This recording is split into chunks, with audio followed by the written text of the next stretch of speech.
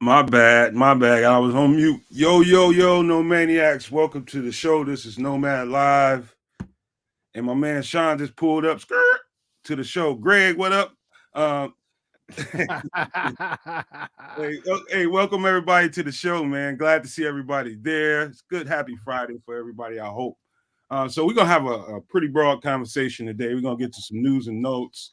Going to get to one of the things that I know everybody else has talked about on their podcast. Probably the thing we're going to get to right away is and be quick about it because I really hate this topic. I don't like talking about things that's not football, but football related.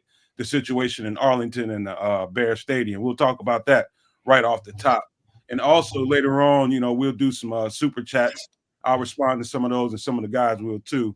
But hey, again, welcome to the show, man. Let's give some shout outs and some pleasantries before we get cooking. And by the way, let me know where you're tapping in from. And somebody I seen, dude, by the way, I just had to tell you guys, man, I seen in the chat last night, Sydney, Australia, and I seen Nepal. And I believe that is in India. I believe. What was that? Right? Yes, sir. I think I went to history class at least once, man. That was geography. Okay, geography. That one too. I skipped a lot of them. But yeah, let's give out some pleasantries, kids, man, before we get cooking. Oh man. So our guy, what's up, No Maniacs? Happy Friday. Let's do this thing. Just big shouts to you guys today. The chat's pumping. I'm just gonna give some general shout outs to the folks that are in. Plank, number one No Maniac, Tippy Top, always the first guy to drop some comments in the chat. Good to see you out there, Plank. Dob C34, DJ Breeze, Cornelius Squalls, another OG No Maniac, Patty Laura, one of the truest, realest, the first female no Maniac out there. She has the title. Our guy Don Burr saying Detroit versus everybody as per normal, and say hi to Brad Holmes and Jameer Gibbs while you're at it, Don. Ken Schaefer, Daryl Gibson's in the building, Lord Crimson, King Booker World, Jose Concalves. I hope I did that right. It sounded real good. Jason Jones, man, Oliver Chapman, Jay Capone, the Don. I don't know. Curtis Cole. I think I've gone through everybody except for Evie, Bear Down Davis. Thanks for representing with us, Evie, and Bears fan Goomba. Man, Black Diamond too. I think I've gone through the whole list of y'all. Just wanted to give you guys some love for showing us some love. Bishop, what it do? Evie Bear Down. Evie Bear. Damn it. Damn it. Me. Evie Bear Down Davis. Bishop, you on mute, Bishop. See? The mute button got me. I never seen you before. You owe me Hey, one. You got me. I owe you, brother. Yes, I do. Hey, owe me a donut. TGIF. Oh, I'll send you one, my brother. Yes, I will. Chocolate one at that. Hey, No Maniac, Sports Zoners, TGIF. It is Friday. Happy Friday to everybody. Start of the weekend. I just want to second the motion to all the names that Kedz gave a shout out to in the chat, as well as those that we know are watching but aren't able to be in the chat. My boy V-Dub out in Detroit, big time Bears fan, along with all those the Wild Hunteds, as well as all the Chi-Town and all about and above and abroad. Anyway, my brothers, as always, we are chopping it up Bears football, and I love chopping it up with you guys. Nothing but the best right here on this here panel. Nomad, Kedz, Chris in the back, Brian in the back, and my man, the SuperBack, Shawn. What it be, my brother? Man, it's all good, baby. TGI. We need to hire him at the Sox field, don't we? F, baby. John, we need to hire Keith at the Sox field right now. Why? I don't even want to go to Sox games right now. Don't. That's a very sore spot for me right now. I'm still debating whether or not I'm going to go to. I'm debating whether or not I'm going to go to opening day if I should get my money back for my 2 tickets. No, go, man. Have a cold one for me. I'm not. Oh, dude, where's it at? Dude, you know I got a plastic flask, right? Oh man, I got a plastic flask, man. From I need one, bro. I need one. I don't know where the heck it is. Oh, it might be in my bag, man. I fill that sucker up with some Tito's. I'll spend $7 on a bottle of pop, drink some of it, and mix it. Here it is, baby. Tito's and 7-Up. That's Sprite. That's what I'm talking about, baby. Yeah. All right. Hey, no matter how much money I make, bro, I'm still gonna do some ghetto stuff. Man, you would be a fool not to, brother. You would be Hey, a fool brown not bag, to. nothing wrong with a brown bag in your back pocket and go hang out with Man, looky them. here, bro. You know what I'm saying? Like, there's not. I mean, $7 for a bottle of pop. Come on, man. Yeah. 7. You know what I'm saying? You wouldn't be you wanna get- Chi-Town if you didn't, baby. So, yeah. Hey, nobody walks out of there drunk that I know of. No, not at all. I can't. I don't know. can't What wait. drunk? What's drunk? Paul Rodriguez, super crafty. Hey, but listen, TGI Mickey Ficky Friday, baby. It is a wonderful day. Man, Winter decided to come back and say what's up real quick.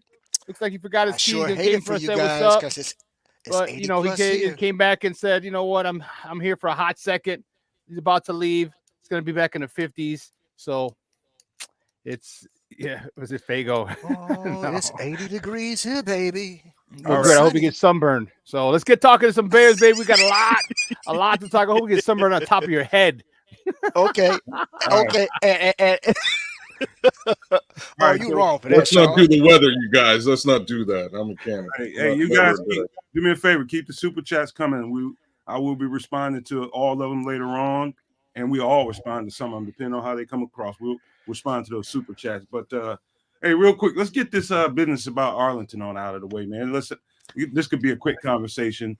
I thought it was a strategy to begin with. Kevin Warren coming in with the Arlington Heights property already being purchased. Arlington, I had a feeling, just assumed that it was a done deal and they intend on doing this here. And so they're going to have to deal with whatever we will or won't do for them. They'll have to take that because they're absolutely coming here. They don't have no choice. They just bought the property. And all of a sudden, Kevin Warren comes into the picture. Curveball, strike, miss, and he start talking about building it on the lakefront. That got the people of Arlington, I'm sure, and the politicians in Arlington kind of moving around in their chairs a little bit like, hey, man, this is billions of dollars we just let just walk out of the door, man. How can we redeem this? And that's what it looks like to me, kids. It's a game of chicken, and Arlington Heights flinched. That's what it was. This is the negotiation tactic of them all. Just hold your cards close to your vest and then go talk to the other highest bidder and see what happens, right? Just a regular old negotiation tactic. So it was important that Kevin Warren sort of put out publicly that he's in conversations about doing something in the Chicagoland area, or in the downtown area specifically of Chicago. That had to come out. That noise had to be loud and loud enough for the folks in Arlington to hear it, right? So now that they have heard it, they've come back to the table, and there's a little bit of a conversation now about them making some concessions by way of taxation, because that was the big issue. Big issue was really they weren't going to give the Bears or the organization itself any tax breaks at all. That was really what it came down to. And now they're willing to sort of take a step back and see how, bringing a stadium and or entertainment facility over there, among other things, would be beneficial for the region. And, conversations have started to pick up again. Keith, you look like a guy who's willing to comment. What do you got to say? Well, it's as simple as real estate 101. I mean, essentially, what they were dealing with in the beginning was an organization or an entity that purchased a plot of land who had no real estate background. Therefore, they thought they would be able to fleece them and charge them, tax them on unimproved land as improved land. The structure has been removed. The land has been scraped. Therefore, it's now unimproved land. Therefore, the tax value must be taxed at unimproved land until there is an actual structure there, which then makes it improved land. Simple as that. Real estate 101 for those that know anything about real estate. And Kevin Warren is one that knows about real estate. So, yeah, he called them on it. They didn't think that anybody would pick up on it, but apparently Arlington Heights realized it and said, we cannot allow that much money to leave our municipality, especially in the end with the number of jobs it's going to produce as well. So you had to look at it in the totality of it all. It's not just about real estate. It is about business. It is about the making of money. And as we know, we are in a capitalistic society where money is king, especially cash. Therefore, they're going to do everything they can to keep that revenue coming into Arlington Heights versus allowing the city of Chicago to just basically 10 times it based off what they're already getting now. So strategy well played by Kevin Warren. I like it. Move forward. Yeah, you know what? It's a game of chicken. All right, it's a game of chicken. And bottom line, and this is what people do though, and they try to screw them over big time. All right, it was what was it, 20-something, $30-something million was the valuation the year before, and then all of a sudden now it was like 120 or 150, something like that. Like, come on, man! Now you expect the Bears to pay, so they did what they had to do. They brought in a guy who's very skilled in these negotiations in this type of situation, building a stadium, and looks like they backed off because you realize in the long term, because that thing's going to be used for at least 20 years, at least, if not more. Okay. Think of all the revenue that they're gaining. Because you're going to put a city tax on all the tickets. You're going to put a city tax on all the parking. Like you're getting Arlington Heights is going to get huge. They're going to be taxed, and this is not even the Bears. This is going to be taxed by the consumer. So, football games, concerts, all types of indoor events, wrestling events, those type of things. Every time you buy a ticket, every time you park there, Arlington Heights is going to put a city tax on it, and they're going to be raking in the dough. And they're like, okay, well, you know what? We might not get it in the front end with the taxes, but we'll taxing the Bears, but we'll tax the consumer and get it that way. So they got Cliff. I was just about to say that they got really, really greedy, really, really, really greedy. And you know what? I'm glad they can. I should say I'm glad. I wish they would not have, consented, because I would have wanted to have something built in the lakefront, and they would have said screw you, and they could have sold that, or they could have developed it into land, into a little housing community or something like that, and really made some more money. So looks like it's now more and more looking like we're going to be end up going to Arlington Heights for some Bears games. And I think about the just the dynamics of downtown Chicago and the space there, and to me, I've always saw it as Arlington was. I know this is not popular for people that live in and around the area, but I just think the real estate wasn't really there to be able to do what I think they could actually do in the Arlington area. And so to me, it just never really made sense to me.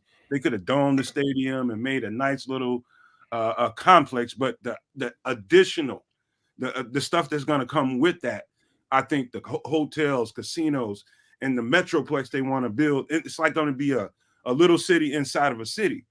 And so the things that they wanted to do, I never saw that opportunity or the space available in the city. Unfortunately, it'd be nice if they would have done it somewhere around the lake, but I just didn't see the real estate there to really pull off what I think they have in mind. And so it's about really, to me, it's about what do the plans look like versus the real estate available inside the cities. And I think that's all it comes down to. No, you hit it right on the mark right there, Nomad. That along with traffic control, you still got the element of crime that would do nothing but increase even more. And more importantly, you have to think about that particular area and the feasibility of being able to put a dome structure there with the way that winds swirl and everything. There's a lot that goes into that, and the architecture to that really has to be considered when that structure was to be built. But more importantly, the parking. You see what Starsky loves saying to you? Let me see. Hold on. I'll put it up. There you go. You got to read it out loud so people. Keith Harris, as I said, having a space dedicated only to a stadium and its surroundings is a more attractive offer. Other teams like the Vikings and Falcons are seeing that. No, I don't disagree with you, Starkey. But again, the city of Chicago is what we consider basically almost landlocked. You only have enough space for the structure itself. You got to account for parking. You got to account for traffic in and out and around the stadium. You have to consider all of those things. And it's already difficult as it is with the current with Soldier Fields right now. Along with the construction aspect when it comes to the architecture. I get it, bro. I would like nothing more but for the stadium to be downtown Chicago as well. But because I have dealt in land development as well, I do know for a fact it would be, first of all, it'll take longer to build the structure in downtown Chicago because you got to reroute the traffic and everything. You're talking about bus lines and everything else. That's a lot to consider that the Chicago Bears as an organization really don't have the revenue to be able to do that. So it's a lot cheaper for them to build out in Arlington and build an infrastructure and build basically like Nomad said, a city within the city right out there. And believe it or not, I get it. Everybody wants to say, well, they're going to Arlington Heights. They would no longer be the Chicago Bears. Let's call it what it is, y'all. Oh. It's a suburb, and there's a lot of suburbs in other cities that are host to different stadiums for their respective sports teams. So, as for instance, work.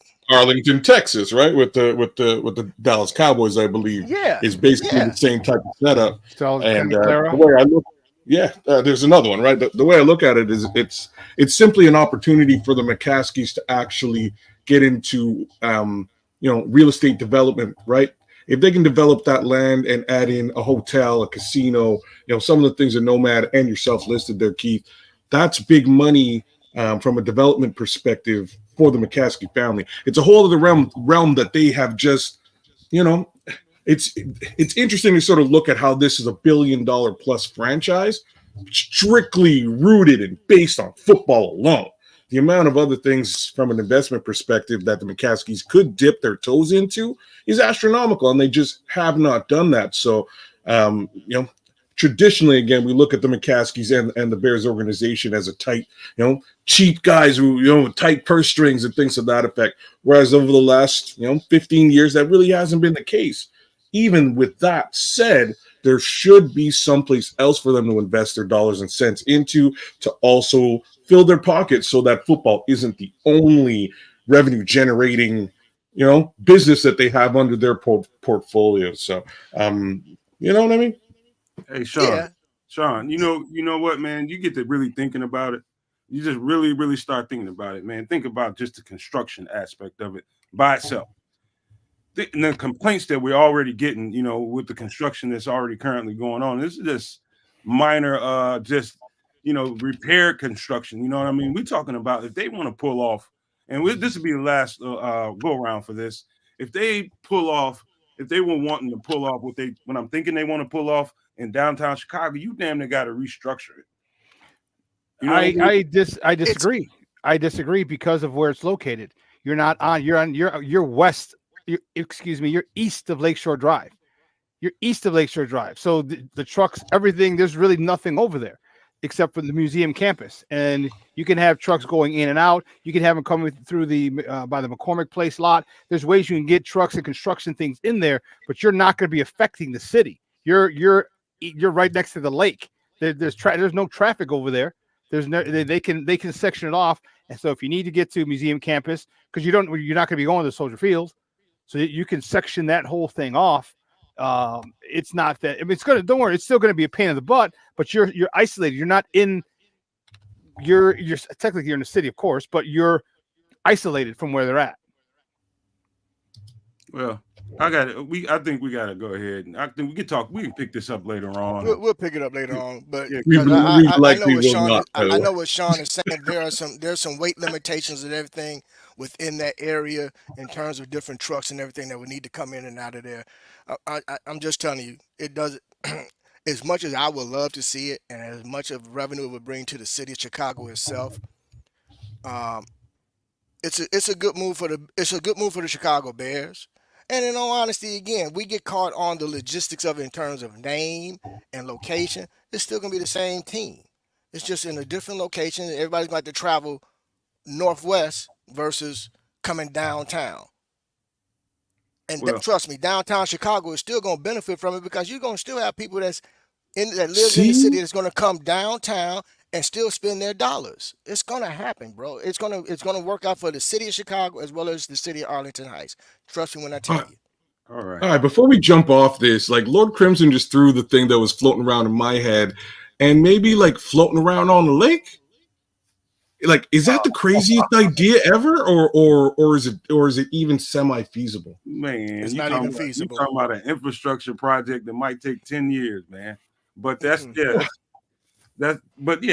Your insurance bill would be astronomical. That's crazy. But we'll pick it up another time, man. As things start to develop, man. But let me get to a few news and notes. Little minor moves going on. Paris Campbell signed with the Eagles, receiver out of Indy. I think this is the last team he played with. Signed with the Eagles. Derek Barnett signs with the Texans. The Texans are starting to kind of really load up. They like their chances right now, and the moves should be are starting to reflect that. And but I'm loving it, man, because the Dallas Cowboy fans are going to be just outright irate. Trust me, I love it. Come on, do it, Texans, do it. Just do it to the Cowboy fans, please. Yeah, I think Dallas missed their window, just like I think Frisco did too. Just my opinion about both of those teams. I think they had a window of the last 4 years to get one or two out of either one of those teams, and I think they flat out just crapped the bed and they missed the window. To be quite honest with you, so I like the fact that the Eagles are reloading, and I think they still think they can make a move on it. And I think they can too. I think they built well enough. It's just some stuff broke down for them probably late in the season, mid to late season, and they just never really recovered from it. But here's some Bear stuff that we can talk about. Chris Morgan at Notre Dame today working out on Joe Alt. And also they have another guys in chat, help me out. I think they have another tackle out there who I forget his name. I just can't think of his name right off the top of my head, but I'm sure he worked out both those guys at the same time. What are your guys' thoughts on Joe Alt and that spot at 9? Because we're going to talk about this whole thumbnail here in just a second, but let's get to that number 9 pick and maybe an offensive lineman. All right, fine. I don't want it to be a left tackle. I'll just be honest with you. That was the unsexy pick from last year. We got right tackle. It was unsexy. Blake Fisher, by the way, that's his name. Fair, but end of the day, the right tackle worked out. If we're talking about, are we talking about Alt or Blake Fisher today? We're talking about Alt, but I'm just saying, Blake Fisher was there getting the work out from Morgan too. Okay, so both of them. Yeah, if we get to 9 and, the odds are we're getting a quarterback. We're going to look at one quarterback today versus the other one we looked at a couple of days ago, who we really think they're going to pick. You want to protect that quarterback and or provide a weapon for him. I think those are the two first options on the table with the slight chance of it being the defensive end. And the only reason that I bring up defensive end is because the defensive end, draft class dries up very quickly in this draft. And we don't have a second-round pick, right? So you want to get a caliber guy very early at that 9. Joe Alt is definitely a caliber left tackle, considering you got somebody in the mix already at that position and backups for him. I don't know if you go messing with that, but maybe he just wants to ensure that his new quarterback is fully protected on both sides as well as in the middle. What do you think there, Bishop? Well, I'm going to be honest with you, kids. Man, it's excruciating to think about, honestly, because, yes, we could use another tackle. We could also use a weapon for our soon-to-be new quarterback. But at the same time, I was thinking about this yesterday. I said, you know what? I know we need an edge, but heck, who is Sweat's backup? What if he go down? Yeah, we got some things that need to be addressed, man. And with that number 9 pick, if we can trade it back, pick up a second, or maybe a second and a third, it depends on what we can get for that particular pick, and move back just to pick up a couple extra picks to maybe address some depth. That's what I'm thinking, man, instead of just taking somebody at number 9. Let's see what we can get for that pick just to add a couple extra picks so we can add some depth. That's my real thought on it. That's where I see the value in number 9. Per se, instead of just using it on one individual. What do you see Alt as being as a prospect? Alt would definitely be a perfect fit at number 9. Absolutely. No argument here, brother. Yeah. So to answer your question on that, yes, he would be the perfect pick at number 9. Okay. Absolutely. All right, go ahead, Superback. Greg. I think I think we're okay at left tackle. He's not, I think Braxton Jones has ascended from year 1 to year 2. I also expect him to take another jump. But I think we need weapons. I think we need weapons. I think Alt is a guy. I mean, either way, I'm put it this way. I'm not going to be mad if they take him. I'm not. I wouldn't. But I would like another receiver. All right, or maybe a Brock Bowers if at that particular point. If it's Brock Bowers or Alt, I would take Alt. Bless you ahead of time. Gazoon tight. There it goes. Bless you. There it was. Bless Excuse you. me, gentlemen. Sorry about that. Keep that damn black pepper off your desk, man. You'll be all right. No, I did just have some black pepper. I had tuna and egg salad sandwich. It's Friday, and I want to pretend like I'm a good Catholic. You want to hear a stupid kid story, man? Me and my little cousin, when we was kids, you watch those cartoons and it's, wave a little bit of black pepper in front of somebody's nose. Yep. And And then they stick their finger up their nose. Idiots. Like, Idiots. We sniffed a finger full of black pepper just so we could sneeze like that. Man, dude, we was over a water fountain with damn straws and stuck in our nose, sniffing water. I mean, I'm telling you, it was the most ridiculous thing. My uncle laughed at us so bad, man. But I digress. It's Go too ahead. late to Hey, so digress. You already did it. Lord's talking. Listen, we don't. Y'all was dumb. Everybody wants elite everything. We're not going to get elite everything. Okay. And I get it. There's a chance that Alt could be. We don't know what Alt's going to be. All right, but if you can get playmakers, all right. Alt wasn't. I'm telling you. I mean, Braxton Jones improved. He improved from year 1 to year 2. He was able to handle the bull rush much better. He got stronger. I anticipate him getting stronger again. Now we have some picks next year. We have a slew of picks next year. All right, we can get it. If we see a stud tackle at that particular point, fine. But I think it depends on who it is. If it's Rome Odunze, yeah, I would stay with Rome. All right. If it's Alt or Brock Bowers, yeah, maybe I'll take Alt. But give me more weapons for this new quarterback. Because what happens is they're building this to where this new quarterback just has no room to fail. That's it.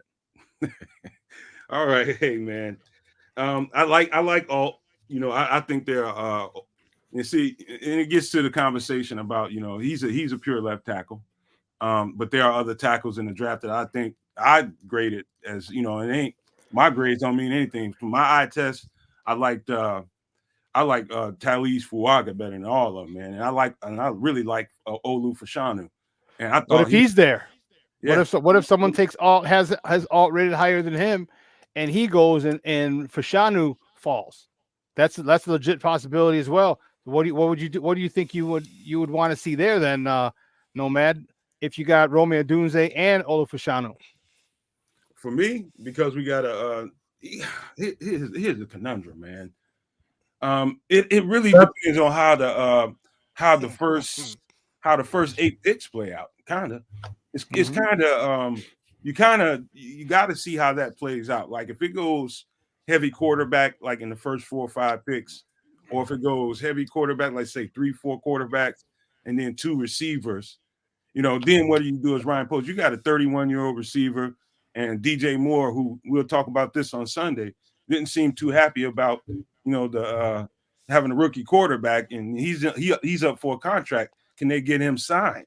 You know what I mean? So those are the kind of things, Shawn, you got to really play that out and see just to know if they have any plans on getting. I'm pretty sure they want to re-sign DJ, but does DJ want to remain here?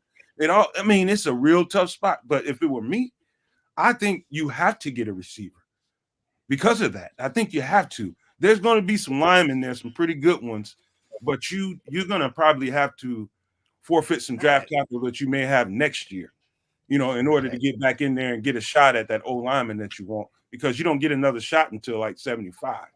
But yeah, that's how I feel about it, Shawn. I think you go receiver there. I don't have any second guesses. You can win with monkey wrench in. You could win with Braxton Jones. That's the thing. You can win with him. I don't feel like slight monkey wrench is Olu Fashanu and his his connection with the young Caleb Williams, right? They're both from the same city, played in the same high school team. Might be nice to bring, connect those two guys together. So, I'll throw that out there as well. Once more, I kind of want them to trade back and maybe get a wide receiver in any event. But hey, I could see them partnering up the two kids with long time history. Well, this is the thing with the depth of wide receivers in this draft. I don't think it's that pertinent to take one in the first round. If you can get a very quality wide receiver later on in the draft. I get it. We only got a handful of picks now, but again, that's why I say if you could take number 9, trade it back to accumulate a couple extra picks for this year's draft, then you can go and address what you need to address as far as receiver a little later on in the draft, depending on what picks you accumulate. Excuse me.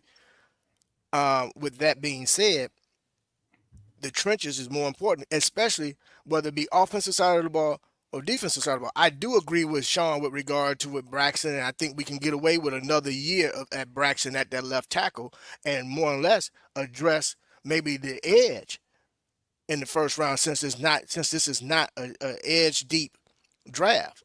So there's a lot to be considered, and unfortunately, because the hand has been dealt to us and what we're projecting is going to happen with that first pick, we use some draft capital to bring in a free agent. We got to make a move one way or the other. It's really going to come down to how the evaluations going on along with the scouting team and what do they deem most important. All right. So here's the contingent of Bears personnel that went to Michigan's pro day, which is interesting because right off the top, the last name I'm going to mention, I'm like, what is he doing there? And then I got to thinking about their roster. So at the Michigan pro day, it was Poles, Flus, Waldron, Kerry Joseph, and wide receiver coach Chris Beatty at Michigan's pro day. And I for a second, I'm like, what the hell would they bring Beatty there for? Because I know that receiver. Roman Wilson. Yep, him. That's the one. So I was just like, he's not one of the guys that made our top 10, but it makes me want to go back and look at his tape. I did see his tape, and I thought it was decent and nice. I think he just got edged out by a couple of guys that we put on the list. I do like Roman Wilson, like his pedigree, man. He's a good, strong receiver. But I am going to well coached too. I am going to have to go back to the tape and check him out. But the fact that they brought the receiver coach out there to look at him makes you think a couple of things, Kedz, Keith, and Greg. Maybe they could be actually considering, this is what you have to do. I'm sure the GM, in the event that you don't get that receiver early that you might want under the circumstance, what are the options later on? Okay, in that case scenario, let's bring Beatty out here with us. Let's go look at this Roman Wilson dude, guy who we think we can get a little bit later on in the draft. Anybody? Yeah, that makes sense. And it makes a lot of sense. He's now projected to go in the top 2 or 3 rounds, so you may be able to get him late. And at least now you got eyes on him. You can see him physically. There's a lot to be said about actually seeing someone as opposed to just watching them on tape. It makes sense. It makes sense. And I like his feistiness, his resourcefulness. He's one of those kind of guys who will break your back on 3rd and 8. He gets 8.5. And you're like, son of a gun. They measure it like, by the nose of the ball like this much. You're like, how did he do it? And those are demoralizing. And he's that type of dude. And, you get a new quarterback with that type of guy who can really take the wind out of a defense by knowing down a distance. And most people don't understand how important that is. And to be a great football player is intelligence. Know down and distance. And if you need 3, don't run your route at 2.5, run it at 3.5.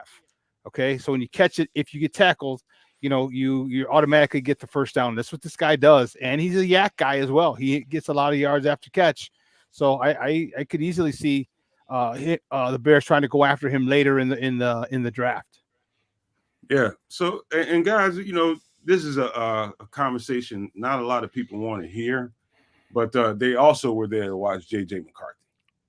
And for sure. Because guys, before you guys go to reacting, nothing is set in stone. Nothing yet. And Caleb has said as much himself. We in fact, how about this? Let's take a station ID, and we're gonna talk about both of those other quarterbacks that we just talked about. JJ McCarthy. We talk about Jaden Daniels a little bit on the other side of here. The best Chicago Bears content anywhere. Catch Nomad Live pregame 1 hour prior to kickoff and Nomad at Night postgame, and every Friday evening at 7 p.m. Central on all the most popular streaming platforms, and only on the Nomad Network. That is right, you guys, man. Please keep showing the love. We definitely appreciate you. Let your family members know. Let your friends know about the Nomad Network and Sports Zone Chicago with my guy, the SuperBack over there. We need all the likes and subscribes that we can get our hands on right now. And you guys are doing a good job, man. I'm really, really intrigued by the places that people are chiming in from and watching the show from. It's astounding to see the different names. I see them from coast to coast, country to country. It's just wild to see how many people watch these shows, man. And so let's get back to the conversation about these quarterbacks. Let's just focus on JJ McCarthy for a minute. I don't know how much time anybody spent watching JJ McCarthy on film. I spent a little bit of time because I have to. I think JJ McCarthy, he's got a really clean game. What I mean by clean game, you can't really find a whole lot of flaws in his game, and he does everything pretty good. But as far as his upside, I don't think his ceiling is very high. I think he is what he is. And, some of these other guys that are on the board, I think have higher ceilings than him. That doesn't mean where he's at now and some improvements that he can make as a pro can't reach, you can't win with him and get to a Super Bowl. I feel like you can. But as compared to a lot of these other quarterbacks, came off as pretty average to me when I compare him to Caleb Williams or what's his name at LSU, Jaden Daniels. It just – even Drake May, I felt the same way about him. But, let's talk about JJ, man, see what you guys think about him. I think you kind of summarized it well. He was used a little bit differently by Harbaugh. Harbaugh really liked to run the ball and focus on running the ball and sort of build his offense around that. So there's, when you watch the tape, there's not as much – there's not as much as you would like. Is all that I'm saying. And it doesn't. I can't sit here and say that anything is really lacking from his game. It's just that you don't see it on the tape. He may have that, that capability, and hopefully they got the opportunity to see it up close and center and ask a couple of targeted questions to see if he can perform. Some of the things you just don't quite. You just don't get on tape. But I like JJ. I think he is, I think he'll be a caliber quarterback in the NFL. You called him smooth. I think that's a great way of putting it. He's got a decent arm, decent release, but you just don't. It's just not frequent enough. It's much more of a run game case scenario going on there in Michigan. So what you're saying is a whole lot less about him because of what the way they play football than you should, right? Right. So. Yeah. Go ahead, Keith.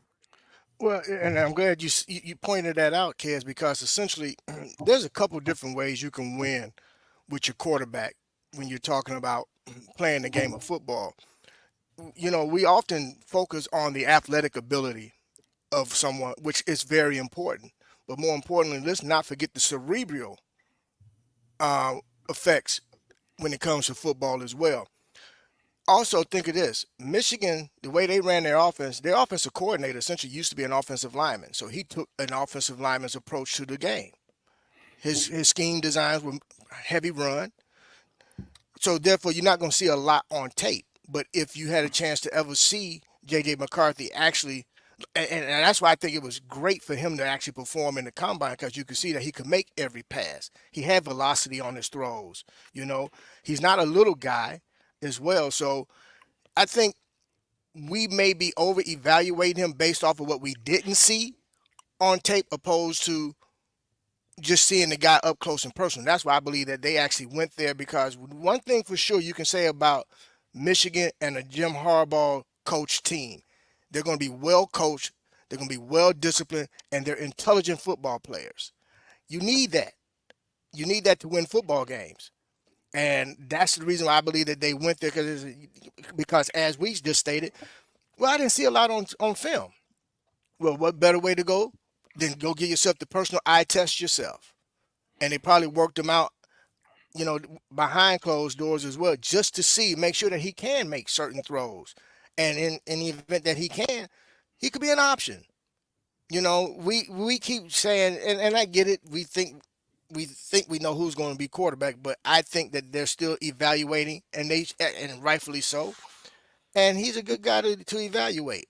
Do I think they're going to take him? No, but it didn't hurt to take a look at it anyway. I mean, when you're looking to purchase a car, you have a certain number of cars that you're interested in, and you're going to go test drive each one before you make your final purchase. This is called due diligence. Hey, SuperBack. He hasn't even grown. He hasn't even filled out yet. Right? He's done a lot, and what they did a lot of Michigan was run the ball. All right, and as coming here, you don't think they're going to rely heavily on the run game. You think they're going to ask a rookie quarterback, regardless of what title you give them, generational, average, whatever. Do you think they're going to let a rookie put the franchise on his shoulders and ask him to win games? No, they're not going to do that. JJ McCarthy's really good at handing the ball off. He's also good at getting key shots when necessary. And someone said, "Oh, he only threw for 100 yards." Listen, the bottom line is win.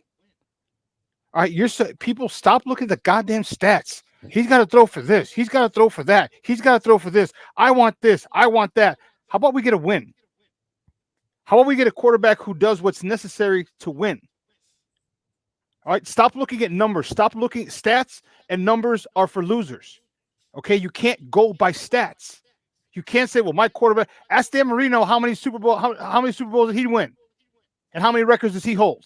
How many stats does he have? How many stats has he dominated? It's not about stats. It's about a fit. Will this guy fit? Will our run game be strong? If he is, you don't need the quarterback to do as much. But can he, if called upon? JJ McCarthy in this season showed he was. And he may not be electric like some people, and he just might be electric. He wasn't asked to do that at Michigan. Okay, Gervon Dexter wasn't asked to do what he's doing here, and look at what he's doing now. To the last 4, 5, 6 games of the season, look where he's at. So don't think, "Oh, well, JJ McCarthy is," and I'm telling you, he hasn't even grown into his body yet, and he can make every throw in the NFL. I'm not so sure about the deep one. But man, you get him 1 year in the weight room, deep throw will be no problem. So if they went that way, I wouldn't be surprised. I wouldn't be upset, because obviously they see something that we don't. And when you look at him, he's a team player. Did he bitch and moan about, "I want to throw for 7,000 yards"? No. He wanted to win the chip. Did he win the chip? Yeah, he did. He did whatever they needed. So if Blake Corum was running for 100 yards, you keep running the ball. If you need me to hit Roman Wilson, I'll hit him too. Whatever. What was it, Roman? That was Roman Wilson. What's that? Zay Greer says, "Shout out to the Tito's." But no, actually, Shawn, it's funny you said that, because in his interview at the combine, he was asked that question, and he said, "Yeah, I know you didn't see me throw a lot." He said, "It doesn't mean," he said, "I can make every single throw." He said, "But essentially, we had a philosophy where we were going to do what was best at that time, and that means we're going to continue to run the ball until you stop us from running the football. We were going to run the football, period." And that's how you win football games. That's how you know what, and here's the thing, it's when you can adjust from week to week, when you can adjust from week to week, it really puts a hell of a lot of pressure on a defensive coordinator. I'm speaking from experience. One week a team rushes for 275 yards, the next week they throw for 375. And you're like, oh geez, I gotta prepare literally for as if they're going to do. I gotta prepare a whole week. I need a week to prepare for the run and the pass. And I only have 1 week to do it. I don't have 2. So it's a big problem. So JJ McCarthy would be a good pick. I know a lot of the big faction of the fan base would be pissed, but this is a guy who's a winner. This is a guy who does whatever is necessary to get the job done. Has no problem handing the ball off. Has no problem throwing a slant to a guy who can take it 80. He doesn't care. He cares about winning and does whatever it takes. So yeah, he's very quarterbacky. All right, to borrow, is that Mina Kimes? Someone, is that who said that? Or I think it is. I think it was Mina. no. The thing is, he's smart. He's smart. He hasn't even grown. He hasn't even filled out his body yet. The strength he will have in 5 years is nowhere near the strength he has now. He's a really, really solid pick. And like I said, just because we didn't see him be dynamic doesn't mean he's not going to be dynamic or he can't be dynamic. Well, how about this, man? Because here's the thing. I'm going to echo some things guys have already said. Truth is, there's nothing cemented right now. Caleb Williams has said as much himself. I said that already. He said, we got 30-something days until the draft, and, a lot of things can happen in 30 days. I know if the Bears brass, if they're thinking the way we're thinking they're thinking, they are dead set on drafting Caleb Williams. However, it would behoove them to do due diligence around the rest of these quarterbacks. And the one that's coming up next week is a big one. That's the number 2 quarterback on the board for most people, and that is Jaden Daniels at LSU. And I'm telling you, I keep telling people I look at a lot of tape. I do. And I just picked up and started looking at his last night because I knew we would be talking about this. And I looked hard at it, man. And I'm telling you, man, when I say the difference between the two of those football players, I don't think people realize how closely they are in alignment as far as their talent level. I don't think people really consider that because people are enamored with Caleb Williams, and they should be. He's that good. But will it translate on the next level? I could say the same thing about Jaden Daniels or JJ McCarthy. It's all projection. Any of them. But the whole thing is this, man. If you really, really took time and studied the tape, and in comparison to each other, let's just say you went with the Caleb Williams all 22 versus the Jaden Daniels all 22 right after it, or vice versa. What you're going to come away with if you're objective is these guys are really, really close, and I don't know which one of these cats are better. But what you see in Jaden Daniels as opposed to Caleb Williams is a guy that gets under the center and runs a lot more play action than you ever see Caleb Williams do. It's hard pressed to find that. However, I'm telling you, this guy is more talented than people want to give him credit for, and I think they're still doing due diligence on it. There's a world, and I don't know how strong that world is, but there's a world where something could happen between now and draft time with an offer, and I think we've gotten our hearts kind of into this Caleb Williams thing, and we're not really paying attention to some of the writing that's on the wall too, man. You gotta watch Jaden Daniels play and really try to evaluate what you can evaluate. But I'm telling you, this dude's gonna be a stud on the next level. How cool would it be if you drafted Jaden Daniels and then took his counterpart or took his guy, and either one of them, if you took maliknabors or Brian Thomas Jr. Yeah.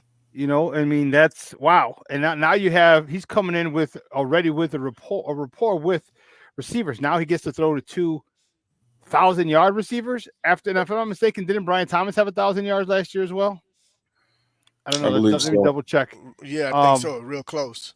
But nonetheless, so now he's throwing to a guy he's comfortable with, and it's very appealing to a guy to throw when you move levels, to play with someone you played ball with before. Like it was for me, it was grammar school to high school. A lot of like 7 or 8 of my guys went to St. Rita that played football. All right, so it was so easy going on the freshman team. I got a crew. You know what I mean? So he'll have someone there. So we'll see. That's a possibility as well. All right, so I'm gonna get to some super chats. We're gonna continue the Jaden Daniels conversation, and I'm laughing. And I'm gonna explain to the world. Wow, the world's funny. So we're gonna start with the homie Starkey Love, my guy. To my admittedly untrained eye, Daniels is better in the pocket and a faster processor and a much better running threat. Ecstatic with either pick, though. Whoa, let me attack this because all right, go ahead. Starsky Love. I thank you for that super chat, by the way, and I appreciate that. Why? It's because with reservation and our fanatic fan base that we have, I reserve actually saying those words that you just said for me. There's reason to believe everything Starsky Love just said. Okay, if you want to read that again, man, go right ahead because he's got a damn good point. To my untrained eye, Daniels is better in the pocket and a faster processor and a much better running threat. Ecstatic with either, though. Gotta love it. I can't argue with not a lick of that because that's what you come away with when you compare the tape. Tail of the tape is the tail of the tape, and that's what you saw.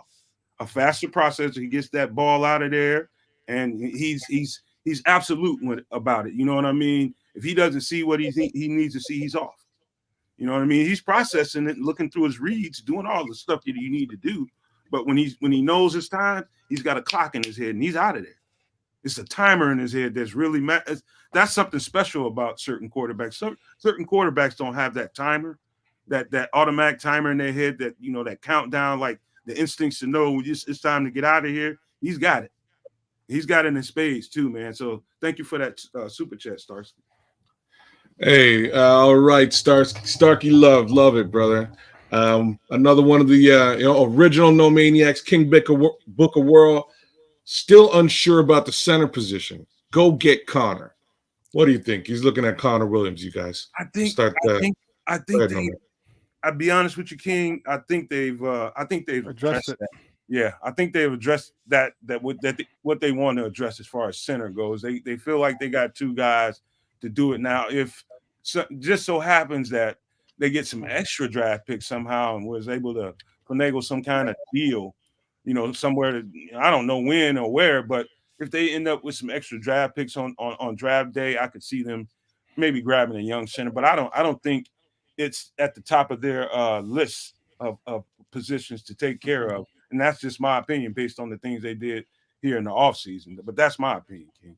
Anybody else want to go there? No, I agree with you. Bro. They got a starter and a backup. So they got a starter and a backup center. So I don't think they're looking to address center.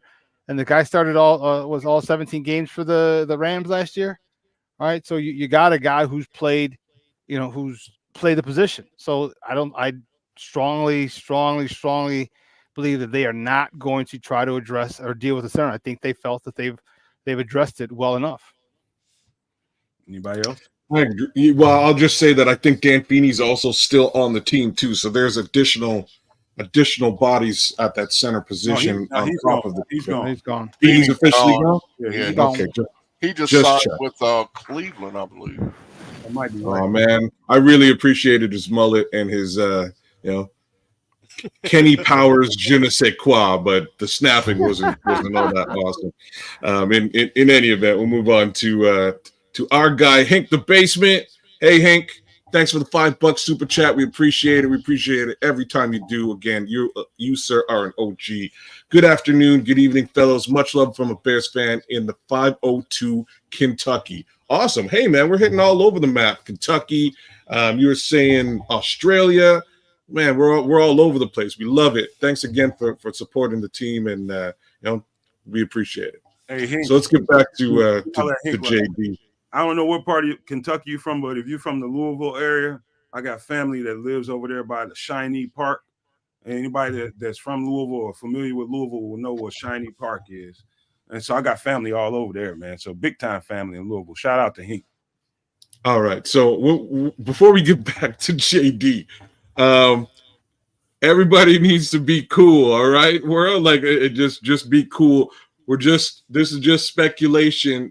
and due diligence. Due diligence must be done, period. If Ryan Poles does not look at these other, I'm going to say 3 to 4 quarterbacks, which includes Michael Penix and or Bo Nix too, he's doing himself a disservice. He's not doing the right thing, right? Like let's just be real about that. You have to check out, just like Keith was saying earlier on, if you're going to buy a brand new car, you want to check out a couple of cars, check out your Mercedes-Benz, what model, check out your Lexus, check out, test drive a few whips before you go dump, $40,000 on the first thing that you see. Right, like it's about that simple. But folks, just in the chat, I'm laughing. I'm looking at some of you guys, and you're like, "Wow, like anything but Caleb." Honestly, we're just doing the due diligence along with Ryan Poles to make sure that again, you guys have an understanding if the madness does occur and he does decide to trade out or he does decide to pick somebody else. Odds are, again, I don't think any one of the 4 of us really think that he's going anywhere but Caleb Williams. Mind you, we all also thought that the Bears were going to draft Deshaun Watson a little ways back. So who knows what happens? So here's Jay Grizz with the $1.99 chat. He said, "It ain't much, but it's all money, right? No maniacs. You damn right. Bear down, Jay Grizz. It all counts in the end, man. It adds up. We really appreciate any contribution. Every nickel counts, man. So we absolutely appreciate you and love you for that, Jay Grizz, man. Shout out to you. You're an OG.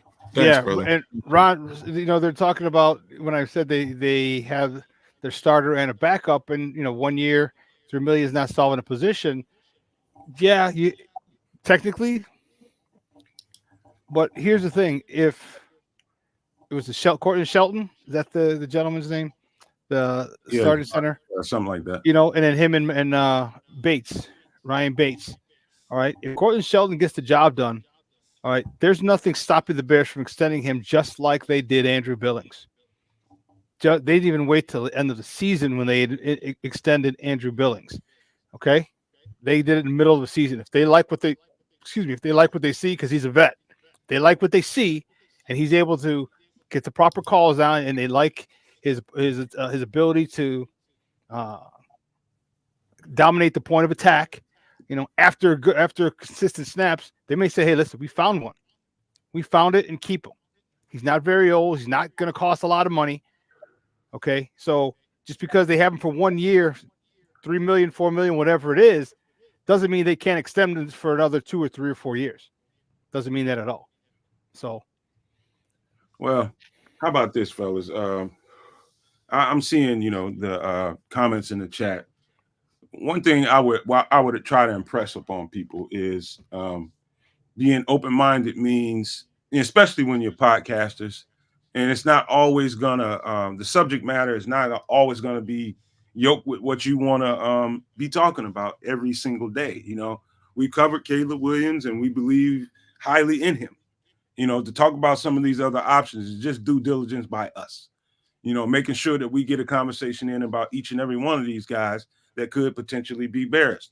Like we said, nothing is cemented right now. The options are still on the table. We don't know what the hell.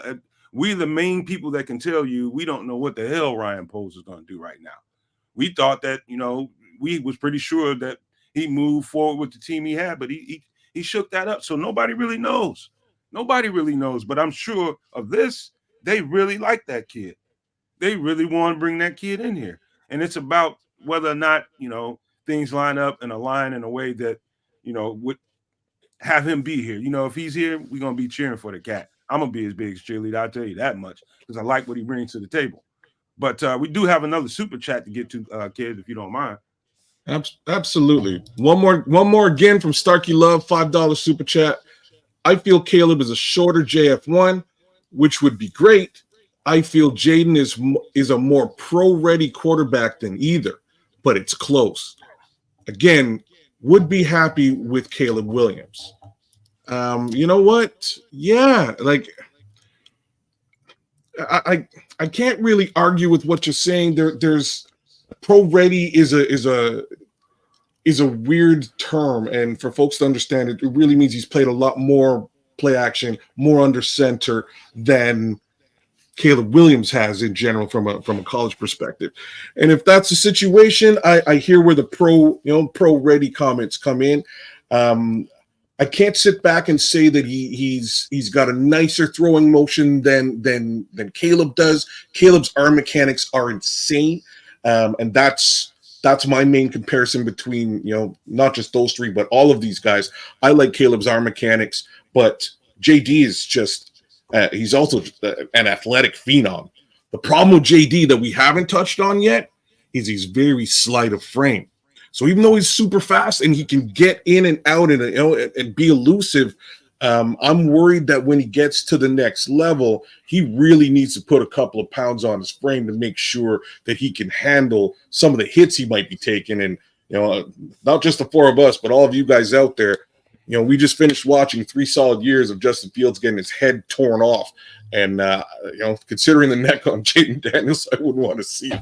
Hey, kid, do you mind putting up Starkey's super chat? Put his super chat back up. And if Keith or Shawn want to comment on that, feel free, brothers. Well, first, with regard to Caleb is a shorter JF1. If you mean with regard to the scrambling and everything to that nature, I would suppose so. But I think in today's football period, regardless, there's a lot of scrambling involved because there's breakdown and you're going to have some off-schedule plays. It's just that simple. What I really want to address with regards to the comparison, I watch a lot of SEC football on Saturdays, okay? And there's a certain level of competition on Saturdays that happens over in the SEC that you don't see in the Pac-12, that you don't see in the Big 12, that you don't see in the Big 10. But there's a reason why you have SEC football here and everybody else down here.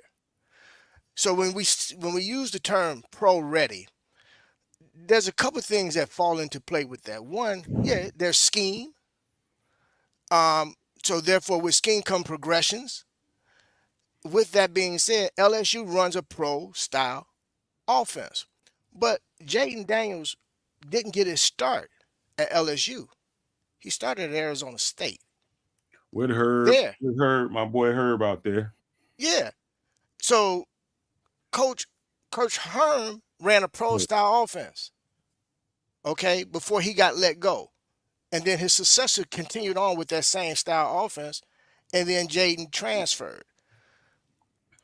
All we're simply doing is we're looking at all options with regard to the Chicago Bears. And trust me, they're doing the same thing. They're just not publicizing it. So we're taking the platform and we're going to say, you know what? Let's be free thinkers and let's do our due diligence with regard to what we're looking to add to our organization so that we can definitely be competitive, not just for this coming season, but for the seasons to come.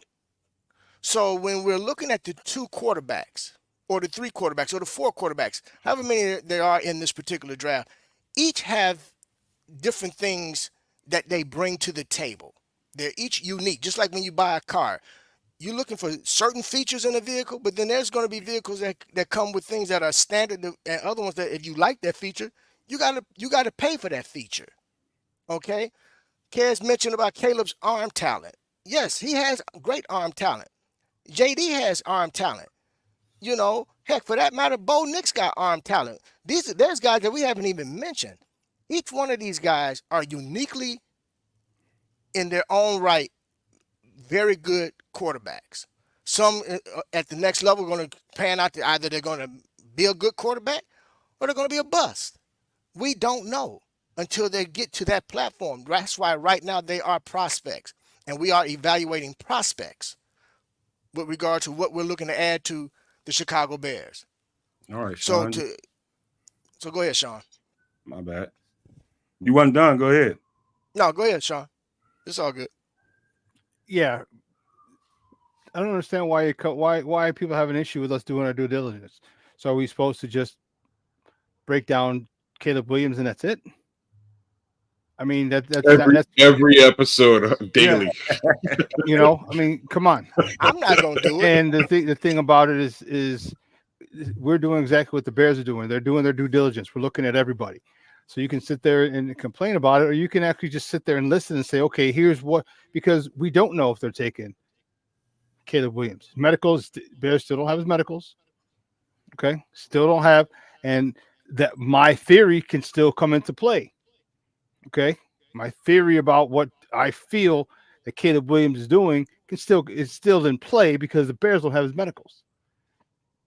They pushed his pro day back, the meeting at his visit to Chicago. They pushed that back. So obviously, and I think personally, they just don't want to get the medicals because once he comes there, they're gonna poke him and prod him and get all that stuff. So we're gonna do our due diligence. And whether you like it or not, all right, this is the way you need to break things down because you want Caleb. Okay, great. But don't. What if someone literally comes off and gives three number ones? 3 number ones and two twos. That's tough. That's tough to turn down. And you can say that Caleb's the Hall, man. The way Ryanpoles is drafted in the first 3 rounds, man. You talk about, and next year is a heavy edge rushing class. Come on now. We get another year of Walker holding down the fort, so we get a bona fide stud. I mean, you talk about any gaps you want to fill. Yeah. So let us do it. Let us do that, and don't complain. I mean, we're trying to be thorough here, all right? And we want to look at everything because everything is still on the table, whether you want to admit it or not. Everything's on the table, and we here are doing our due diligence, and we're being thorough. And it's not just us; they're doing it too, right? Like, and if they don't do it, we're going to be extremely angry. Like, I don't know what else to say. When Pace drafted Trubisky, he was not thorough. He did not do his due diligence. He let a guy named Patrick Mahomes kind of slip through his fingers. So if he was doing his due diligence, we might have a much better, might have had a much better quarterback in Chicago over the past few years. So we're hoping that Ryanpoles and the team does. It's not just that; it's things like watching the interaction at the pro day with Caleb. They're very touchy-feely. They loved what they saw, and it was pretty clear that they did. I want to see how much they love what J.J. McCarthy does. I want to see how much they love what Jaden Daniels does when they're out there watching him. And that goes for the rest of these quarterbacks, again, just to get an understanding and an idea of what their emotional state is when connected to the person being that quarterback, right? As opposed to just what the quarterback is doing on the field, which is great. They're already seeing all this stuff on film. Who cares, right? Like, they've seen it. They have an idea who each one of these kids are by way of their athleticism, their arm talent, etc. But who is that person? That's what they need to embrace and understand. And I want to see that interaction. And hopefully so do you guys as fans, because if, the worst thing that can happen at this present moment, and it's what we just finished, what a guy like myself just finished doing, you can get attached to a guy and like, maybe it's not that guy. And then you're going to feel some kind of way and you're going to bring that into the season. So, it's better if we're all a little bit open-minded, and not just open-minded, educated by way of what these, what the Bears brass is trying to do. They're just trying to figure their way through all this, and so are we as fans. So bear with us, unfortunately, or fortunately. Hopefully it's semi-entertaining for you. But again, like, I don't know what else to say. We have to sort of go through these guys and give you some understanding of who we might get if they choose differently than we expect. Okay, we got one more super chat, Kez, from Jose, a new super chat from a guy. So, if you pulling that up, I do, and here it is. Let's get to that. But before I read this, I just need 1 second. All right, just give me 1 second. Okay, so Jose Goncalves, $5, and here we go. People need to stop simping on Caleb Williams. He looks great in his highlights, but go watch all his games. His selfish play and hero ball won't fly in the NFL. Interesting comment. And go ahead, Nomad. Go ahead. Because you know what? I'm not going to cast no dispersions on that young man. I appreciate your super chat, though, Jose from California. Jose Goncalves. I think Kid said that way better. You did, Kedz. Wow, that is the first. But you know what? I'm gonna reserve all judgment. I'm not gonna take, the things that a lot of people can pre-assume based on his college film and run with that and just expect that's what it's going to be on the next level. I'm going to wait and reserve my judgment on it. I hope he can play either way they decide to line him up, whether it's under center, RPO mesh concept, whatever it is. The selfishness thing, that's a whole conversation. That's a whole show within itself. I just want to. He's young, and he's a rookie. You know what I mean? There's certain things about young people with money. He's got money in the bank, somewhere around $12 million. It was estimated. So he comes with that, coming to the NFL, and so he's not one of those people that's going to be really fighting and struggling for his situation. He's going to walk right into a starting role, and that's going to be that. What's important to me is how he ingratiates himself with the locker room. That's a subject we're going to talk about a little bit later. But just to respond to you, man, for me, I'm just going to reserve judgment on the young man until he gets here and we can get a full assessment of what he can bring to this next level, because he's coming into a different world, quite frankly, Jose. College is one thing. I've experienced that. That's one world, but I never played on the NFL level. Know about a lot of people that have. It is absolutely a different world. But I appreciate your comment, Jose, but we do got another $5 that just came in, Kedz. Our guy, Knox Corbett, thanks for always supporting the network, brother. We appreciate it. Caleb Williams will most likely be a Bear. His supporters need to be realistic. Never taking a snap under center, has to learn dropbacks, learn system and blitzes. You know what, guys? Knox ain't lying. Hey, Nomad, what do you got for that one? See, here's what I think, Knox, and appreciate the $5, man. Appreciate that love, Knox. My opinion about it is this. And I said this before when it was apparent that they really liked this kid and they was really going to go all out to get him. I think what's important for Caleb Williams, not only Caleb Williams, but I guess the health of the offense would be to align whatever you want to do in accordance with what he's good at. And so if that's not being under center 30, 40, 50% of the snaps, then that means this is what I would have preferred them to do with Justin Fields. Find ways to get him acclimated to what he needs to do, which means tailoring what you want to do, design around his skill set. And so if his skill set is mesh concept, RPO, then do that heavily. And so, what he's doing now and what he hasn't done in college, that's what I meant. What he hasn't done in college doesn't necessarily mean that it can't translate to the next level. Like I said, we're going to reserve judgment and see what they do. I just hope if he comes here, they're willing to tailor around his strengths. That's the best possible outcome for the Bears and him. And so I hope that answers your question, Knox. But Mitchell, what do you think? Well, I agree with Knox as well, and I'm not going to dive too deep into it. It's not to hurt anybody's feelings or tell anybody how to think. What this reminds me of is when Chrysler came out with the C, what is it, the C300, the C500, whatever they had, the C300. Everybody ran and bought that car because it looked so great. It looked great. It looked really great until they bought it and found out that the performance wasn't there. More importantly, it was missing some features. All right. Hey, man, Shawn, do you want to touch that before we get out of here? Because I'm about to. No. All right. We're good. All right. Thank you guys for coming to the show, man. Don't forget, we have Nomad at Night Sunday at 8 p.m. Central. We have a few Nomaniacs coming on the show, man. We're going to have a packed. When I say packed house, that thing is going to be full Sunday. We're going to get the Nomaniacs back on the show. One of them is going to be a familiarity piece that you guys have seen on the network recently. That person is coming back, and we got some new people and some stuff we may be introducing to the network, possibly. But we'll get to that when we get to that. Sunday is going to be a good show. Let's give some pleasantries before we get out of here, kids. You're on mute, brother.